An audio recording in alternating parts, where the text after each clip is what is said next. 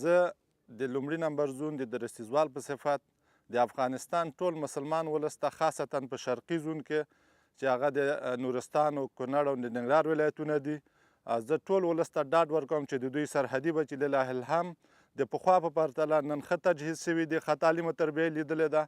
او زموږ پرسونل کولی شي چې مستقلانه سرحد نه دفاع وکړي. هر متجاوز چې افغانستان ته په بده سترګه ګوري او غواړي چې زموږ د ولسونو ارامه ژوند نارامه کړي، موږ هغوی ته غاښ ماتونکی ځواب ورکړی ده، ورکوي. د افغانستان ټول ولس ته یو ځل بیا زه ډاډ ورکوم چې د دوی سرحدي بچي، سربازان، ساتلمنان، افسران الحمدلله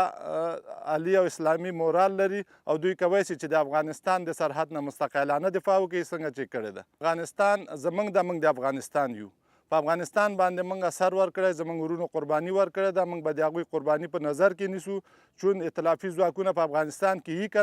نه یي، خو افغانستان زموږ د موږ د افغانستان یو، د افغانستان دفاع په موږ باندې فرض ده. زه د خپل ټول ولس ته اطمینان ورکوم چې د دوی د سرحدي لومړي نمبر زون سربازان، ساتلمنان، افسران لله الحمد په ښه مورال باندې به دوی د خپل د ولس نه او د خپل د سرحد نه دفاع کوي.